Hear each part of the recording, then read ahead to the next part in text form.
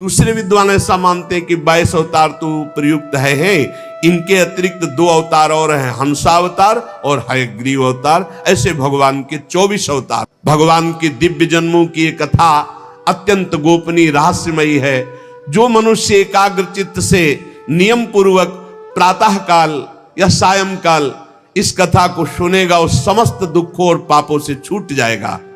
एक बार भगवान विष्णु एवं देवताओं के परम पुण्यमय क्षेत्र नैमिषारण्य में शौनकादि ऋषियों ने भगवत प्राप्ति की इच्छा से 1000 वर्ष में पूरे होने वाले एक महान यज्ञ का अनुष्ठान किया। एक दिन उन लोगों ने प्रातः काल अग्निहोत्रादि नित्य कृत्यों से निवृत्त होकर सूत जी का पूजन किया और उन्हें ऊंचे आसन पर बैठा कर बड़े आदर से प्रश्न किया। ये सूत जी उनके पुत्र उग्रश्रवा हैं। पहले वाले सूत जी का नाम रोमहर्षण। तो महाभारत प्रसंग में उसके बाद इसकी रचना हुई, तो अब इसके प्रवक्ता हैं उग्रश्रवा। सूत जी के पुत्र सूत जी ही हुए। रोमहर्षण जी को तो बलराम जी ने कृपा करके परम पद पहुंचा दिया था। जब बलराम जी तीर्थ यात्रा करते हुए गए तो आप सिंहासन पे विराजमान चर्चा कर रहे थे, तो उनका तुम्हें धर्म का ज्ञान है कि महापुरुषों के आने पर उठकर खड़े होना चाहिए। तुम दूसरों को उपदेश करते हो, जब तुम्हें इतना ज्ञान है और उसका पालन नहीं कर रहे हो तो इसका मतलब है तुम दंड के अधिकारी। और ऐसे कुशा उठाया। अब ऋषियों ने कहा हमने तो मंत्र बल से इनको आशीष दिया था कि जब तक हमारी यज्ञ होगी तब तक ये पद हारेंगे नहीं। आपने तो आपका तो हो गया, कौजिला दें। तो कहा आपका भी संकल्प व्यर्थ नहीं होना चाहिए और हमारा भी संकल्प। तो उनका पिता ही पुत्र रूप में अवतरित होता है। चलो, तो बिना पढ़े सब कुछ उग्रश्रवा जी के हृदय में, जो सूत जी के हृदय में था, वो सब जागृत हो गया। तो ऋषियों ने नित्य अपना प्रातःकालीन कर्म करके सूत जी का पूजन करके ऊंचे आसन पर बैठा कर प्रश्न किया। ऋषियों ने कहा सूत जी आप निष्पाप हैं, आपको समस्त इतिहास पुराण धर्म शास्त्र सिद्धांत सब का ज्ञान है। वेद वेत्ताओं में श्रेष्ठ भगवान बादरायण ने, श्री कृष्ण द्वैपायन व्यासदेव जी ने, भगवान के सगुण निर्गुण रूप को जानने वाले दूसरे मुनियों ने जो कुछ जाना है वो सब आपको ज्ञान है। आपको सब ज्ञान, जितना ऋषि मुनियों को सबको ज्ञान, जो रचना सब कुछ आपको ज्ञान है। और आप बड़े सरल हृदय के हैं, शुद्ध हैं। इसी से अनुग्रह रूप आपके अंदर ये ज्ञान आया है, कृपा। गुरुजन अपने प्रेमी शिष्य को अपने हृदय की गुप्त से गुप्त बात बता दिया करते हैं। आयुष्मान, आप कृपा करके बतलाइए कि सब शास्त्रों पुराणों गुरुजनों सिद्धांतों उपदेशों कौन सा ऐसा सरल साधन है जिससे कलयुगी जीव भगवत प्राप्ति कर ले। आपको सब ज्ञान है, आप संत समाज के भूषण हैं। इस कलयुग में प्रायः लोगों की आयु कम हो गई है, साधन करने में लोगों की रुचि और प्रवृत्ति भी नहीं है, लोग आलसी हो गए हैं, भाग्य मंद है, समझ थोड़ी है, आयु थोड़ी है, बड़े विघ्न बाधाओं से भरे पड़े हैं और शास्त्र इतने हैं कि बुद्धि पवित्र हो तब तो पढ़ के निर्णय करें। तो इसलिए महाराज आप सबका निर्णय करके बता दो कि कलयुगी प्राणी को भगवत प्राप्ति के लिए कौन सा सरल साधन है, कैसे अंतःकरण शुद्ध हो और भगवान को प्राप्त हो। प्यारे सूत जी आपका कल्याण हो। आप तो जानते हैं कि यदुवंशियों के रक्षक भक्तवत्सल भगवान श्री कृष्ण वसुदेव जी की धर्म पत्नी देवकी के गर्भ से प्रकट हुए थे। तो क्या कारण, क्या इच्छा, भगवान के अवतीर्ण होने का रहस्य क्या था, उसे हम सुनना चाहते हैं। आप कृपा करके बताइए। भगवान जीवों के परम कल्याण के लिए, भगवत प्रेममयी समृद्धि के लिए अवतार धारण करते हैं। ये जीव जन्म मृत्यु के घोर चक्र में पड़ा हुआ है। इस स्थिति में इसका कभी मंगल नहीं हो सकता यदि भगवान नाम उच्चारण नहीं करेगा। पक्का समझ लो। आपन्ना संस्कृतिम घोरा, बार बार जन्म, बार बार मरण, बार बार कर्म के फंदे में फंसा हुआ जीव, ये जब तक भगवान का नाम जप नहीं करेगा तब तक मुक्त होने वाला नहीं। बस नोट कर लो दिमाग में बात। गंगा पापम शशि तापम दैन्यम कल्प तरुष तथा पापम तापम तथा दैन्यम हरति साधु समागमा। भगवान का कलिमलहारी पवित्र यश भला कौन ऐसा आत्मशुद्धि वाला इच्छा वाला होगा जो श्रवण न करे। वो लीला से अवतार धारण करते हैं। बड़े बड़े महात्मा जन उनके लीला चरित्रों का गायन श्रवण करते हैं। हम बड़े श्रद्धालु हैं और आपके श्रीमुख से सुनना चाहते हैं। बुद्धिमान सूत जी, सर्वसमर्थ प्रभु अपनी योग माया से स्वच्छंद लीला करते हैं। अब हम श्री हरि के मंगलमयी अवतार कथाओं का श्रवण करना चाहते हैं। पुण्य कीर्ति भगवान श्री हरि की लीला सुनने से हमें कभी तृप्ति नहीं हो सकती। क्योंकि पद पद पर ऐसा आनंद आता है भगवत चरित्र सुनने में, नया नया रस का अनुभव होता है कि कभी तृप्ति ही नहीं होती। भगवान श्री कृष्ण अपने को छिपाए हुए इस लोक में ऐसी चेष्टा की कि सहसा कोई जान ही ना पावे कि ये भगवान है, मानो मनुष्य हो। परंतु कितना भी हो, ऐसी लीलाएं तो हुई हैं बलराम जी के साथ प्रभु श्री कृष्ण की, जो केवल भगवान कर सकते हैं, दूसरा नहीं कर सकता। कलयुग है, हम लोग दीर्घकालीन सत्र का संकल्प लेकर बैठे हैं, बढ़िया अवकाश है, और आप कथा सुनाने वाले हो, हम सब 88,000 ऋषि सुनने वाले। इसलिए मानो किसी को बहुत बड़ी दरिया से पार जाने के लिए नौका और कर्णधार मिल जाए, ऐसे आप मिल गए सूत जी। अब आप भगवान की परम पवित्र चर्चा सुनाइए, लीला चरित्र सुनाइए। श्री व्यास जी कहते हैं, शौनकादि ब्रह्मवादी ऋषियों के ये प्रश्न करने पर रोमहर्षण के पुत्र उग्रश्रवा को बड़ा ही आनंद हुआ।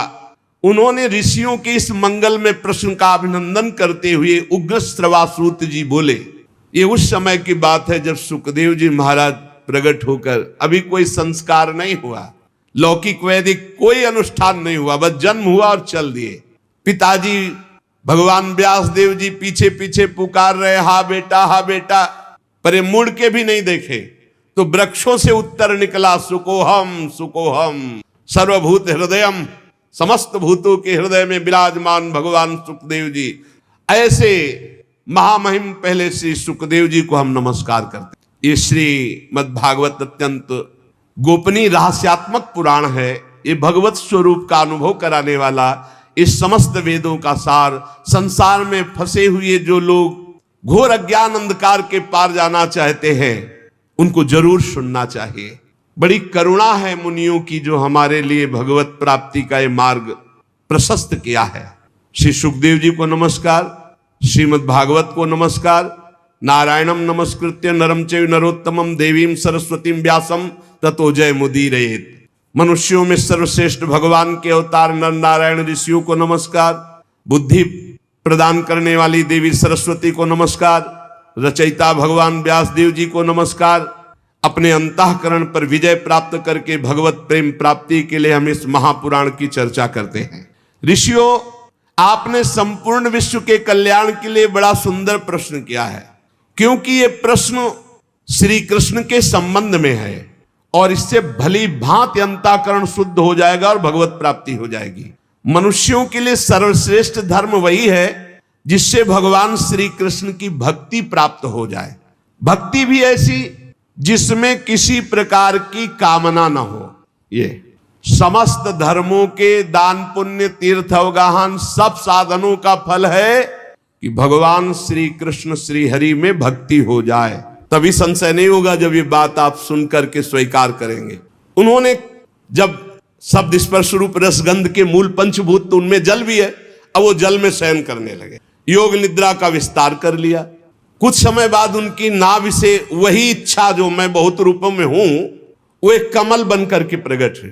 पहले 5 कर्मेंद्रियां, 5 ज्ञानेंद्रियां, अंतःकरण चतुष्टय, 5 महाभूत और 5 तन मात्राएं। अब जल में शयन किया और कुछ समय बाद उनकी नाभि से कमल प्रकट हुआ, और उस कमल में जो प्रकट हुए प्रजापतियों के अधिपति भगवान ब्रह्मा जी प्रकट हुए। चारों तरफ देखा 4 मुख, और उन्होंने दिव्य दृष्टि से ब्रह्मा जी के पास जो थी देखना शुरू किया कि मैं कौन, कहां, कैसे कैसे आ गया, मैं कौन हूं। भगवान से बड़ी प्रार्थना की, अव्यक्त परमात्मा से।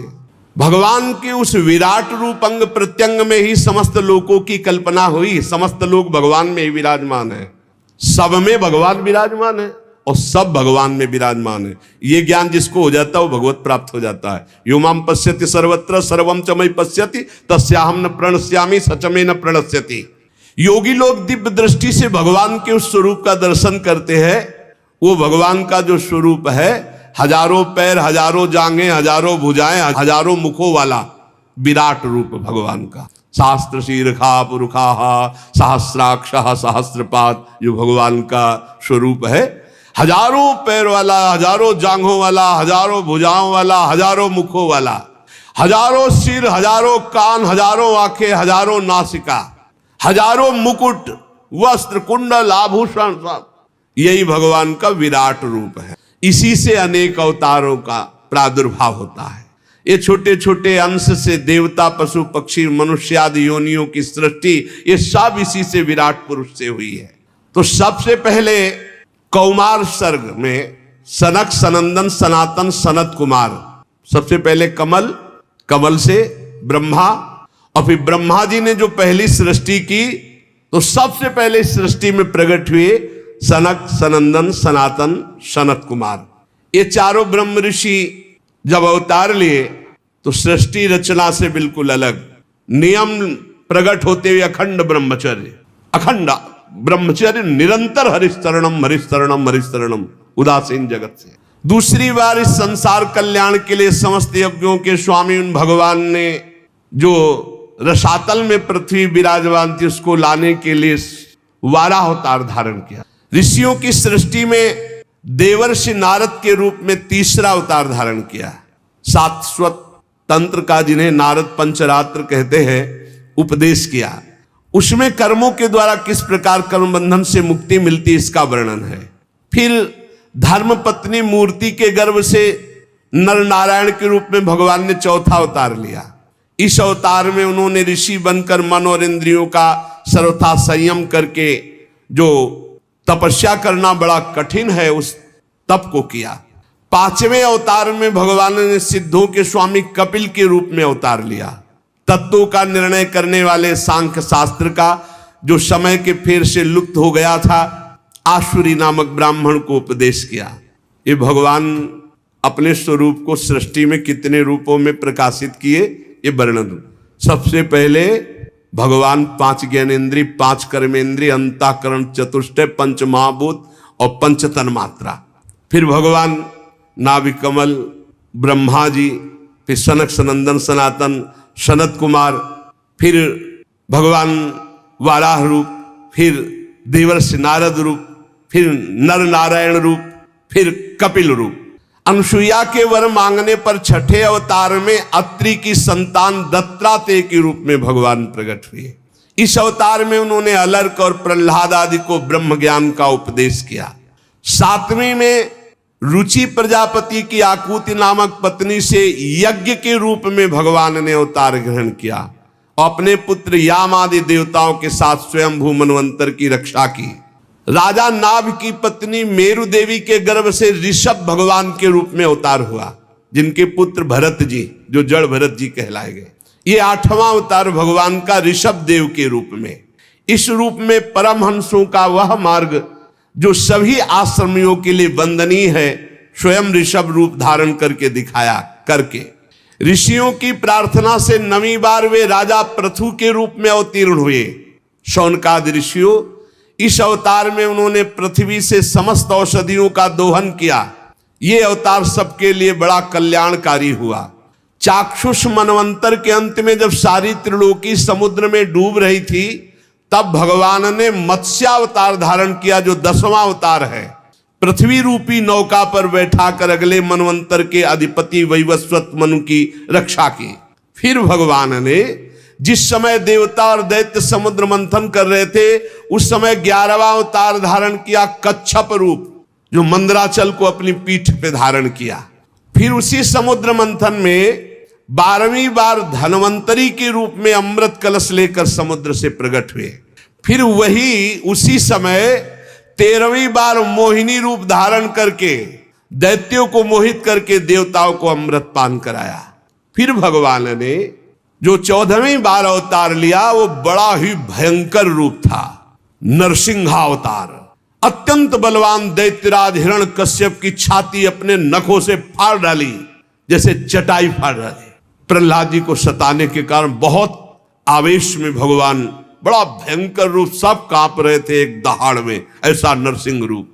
15वीं बार वामन का रूप धारण करके भगवान दैत्यराज बलि के यज्ञ में गए। अंदर से चाहते थे त्रिलोकी का राज्य, परंतु मांगी उन्होंने केवल 3 पग पृथ्वी। भगवान का 16वां अवतार हुआ परशुराम अवतार। जब देखा कि ये दुष्ट स्वभाव वाले राजा लोग धर्मद्रोही है, मनमानी आचरण कर रहे, तब क्रोधित होकर 21 बार इन धर्म विरोधी स्वभाव वालों का विनाश किया। 21 बार। इसके बाद 17वें अवतार में सत्यवती के गर्भ से पराशर जी के द्वारा वे श्री कृष्ण द्वैपायन भगवान व्यासदेव जी के रूप में अवतीर्ण हुए। उस समय लोगों की समझ और धारणा शक्ति कम देखकर आपने वेद रूप वृक्ष की कई शाखाएं बना दी। 18वीं बार देवताओं का कार्य संपन्न करने की इच्छा से राजा राम के रूप में भगवान ने अवतार धारण किया, जिसमें समुद्र पर सेतु बांधना, रावण वध, बड़ी मंगलमयी लीलाएं भगवान मर्यादा पुरुषोत्तम श्री रामचंद्र जी ने की। 19वें और 20वें अवतार में यदुवंश में बलराम और श्री कृष्ण के नाम से भगवान का अवतार हुआ। इसके बाद कलयुग आ जाने पर मगध देश बिहार में देवताओं के द्वेषी दैत्यों को मोहित करने के लिए अजन के पुत्र रूप में भगवान का बुद्धावतार उस समय कह रहे कि होगा तो हो गया है। इसके भी बहुत पीछे बाद जब बिल्कुल कलयुग का अंत होना होगा, जब सब लुटेरे हो जाएंगे, कोई किसी का रक्षक नहीं, सब मतवादी आचरण, तो विष्णु यश नामक ब्राह्मण के घर कल्कि के रूप में भगवान अवतीर्ण होंगे। यहाँ 22 अवतारों की गणना की गई, परंतु भगवान के 24 अवतार प्रसिद्ध हैं। कुछ विद्वान 24 की संख्या यूं पूर्ण करते हैं। रामकृष्ण के अतिरिक्त 20 अवतार तो उपयुक्त हैं ही, शेष 4 अवतार भगवान श्री कृष्ण के ही अंश हैं। स्वयं श्री कृष्ण तो पूर्ण परमेश्वर है, वे अवतार नहीं अवतारी हैं, अतः श्री कृष्ण को अवतारों की गणना में नहीं गिनते। उनके 4 अंश, एक तो केश का अवतार, दूसरा सुतपा तथा प्रश्नि पर कृपा करने वाला अवतार, तीसरा संकर्षण और चौथा परब्रह्म। इन चारों अवतारों से विशिष्ट 5वें साक्षात भगवान वासुदेव। दूसरे विद्वान ऐसा मानते हैं कि 22 अवतार तो प्रयुक्त है, इनके अतिरिक्त 2 अवतार और हैं, हंसावतार और हयग्रीव अवतार। ऐसे भगवान के 24 अवतार होते हैं। शौनकाद ऋषियों, जैसे अगाध सरोवर से हजारों छोटे छोटे धाराएं निकलती है, वैसे ही भगवान श्री हरि के असंख्य अवतार और होते हैं, जिनका वर्णन नहीं, असंख्य। वो अपने भक्त के लिए कभी कोई अवतार धारण कर सकते हैं। जैसे द्रौपदी के लिए चीर अवतार धारण किया, कहां लिखा है? द्रौपदी के लिए चीर अवतार तो 24 में थोड़ी है। बोले असंख्य अवतार, जब जरूरत पड़े भक्त के लिए तब वो तुरंत अवतार धारण करते हैं, अंतर ध्यान हो जाते हैं। जैसे अगाध सरोवर से छोटे छोटे बहुत सी धाराएं निकलती है, ऐसे भगवान श्री हरि के असंख्य अवतार हैं। ऋषि, मनु, देवता, प्रजापति, मनु पुत्र और जितने भी महान शक्तिशाली वे सब के सब भगवान के ही अंश हैं। ये सब अवतार तो भगवान के अंशावतार अथवा कलावतार है, परंतु भगवान श्री कृष्ण तो स्वयं भगवान अवतारी हैं, सबके अवतारी हैं।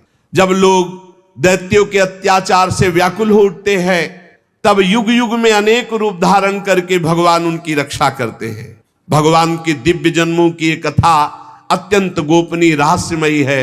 जो मनुष्य एकाग्र चित्त से नियम पूर्वक प्रातः काल या सायंकाल इस कथा को सुनेगा, उस समस्त दुखों और पापों से छूट जाएगा। प्राकृत स्वरूप रहित चिन्मय भगवान का जो स्थूल जगदाकार रूप है, ये जगदाकार रूप भगवान ही है। ये उनकी माया के महतत्वादि गुणों से भगवान में ही कल्पित है। जैसे बादल वायु के आश्रय रहते हैं, धूसरपना धूल में होता है, परंतु अल्प बुद्धि मनुष्य बादलों को आकाश में और धूसरपने का वायु में आरोप करते हैं। ऐसे ही अविवेकी पुरुष सबके साक्षी आत्मा में स्थूल दृश्य रूप जगत का आरोप करते हैं। इस स्थूल रूप से परे भगवान का एक सूक्ष्म अव्यक्त रूप है, जो ना तो स्थूल की तरह आकार आदि गुणों वाला है और न देखने में आता है न सुनने में आता है। वो सूक्ष्म से सूक्ष्म है। आत्मा का आरोप या प्रवेश होने से वही जीव कहलाता है। बात समझिए अगर पकड़ पा रहे हो। इस आकार आदि से अलग भगवान का एक सूक्ष्माति सूक्ष्म रूप है, न देखने में आता है, न सुनने में आता है, न पकड़ में आता है। सूक्ष्म स्वरूप, उसी को आत्मा कहा गया है। और वही जब शरीराभिमान से युक्त हो जाता है तो उसी को जीव कहते हैं। और उसी शरीराभिमानी का बार बार जन्म मरण होता है। और है कौन? वही है, वही है। बस ये बात समझना है। भगवत स्वरूप होकर भगवत लीला में जाया जाता है। भगवान का एक सूक्ष्म अव्यक्त रूप है, जिसका आकार आदि नहीं है, न देखने में आता है न सुनने में आता है, वो बड़ा सूक्ष्म है। तो क्या कहते हैं उसको? बोले आत्मा। और जब वही आत्मा अपने स्वरूप को भूलकर देह भाव में आ जाती तो उसे कहते जीव, और इसी जीव का बार बार जन्म मरण होता है। ये लौटते चले जाओ तो पहुंचोगे वही प्रभु में ही। उपर्युक्त सूक्ष्म और ये स्थूल शरीर, वो सूक्ष्मात्म तत्व, स्थूल शरीर अज्ञान के कारण अपना मैं मान लेता है। ये शरीर को मैं मान लेना, सारा झंझट इसी में है।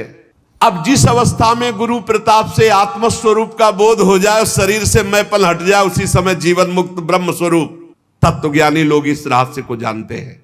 ये बुद्धि परमेश्वर की साक्षात माया है, बुद्धि तुम्हारी। ये जीव इसी बुद्धि में आसक्त होकर दुर्गति को प्राप्त हो रहा। जैसा निर्णय बुद्धि करती वैसे ही वो करता है, इसलिए बंधता चला जाता है। और जीव है कौन? बोले परमानंद में साक्षात परमात्मा। ये शास्त्र कह रहा है, शास्त्र। आप भूल से शरीर में आसक्त हो, इसलिए जीवात्मा। समय व्यतीत करो, जीवन की श्वासें खत्म हो और अपनी श्री जी के पास चलना। विश्वास पक्का रखना। विश्वास में डगमगाए तो साधन बल से नहीं है। हित दूर जो विश्वास है तब ही सुधरे बात, नातर माया पंथ में फिरे जो टक्कर खार। निरंतर नाम जप करो और जितना बन सके उतना परोपकार करो, दूसरों का हित करो, बड़ा आनंद रहेगा। शेष चर्चा आगे। श्री राधा वल्लभ लाल की जय।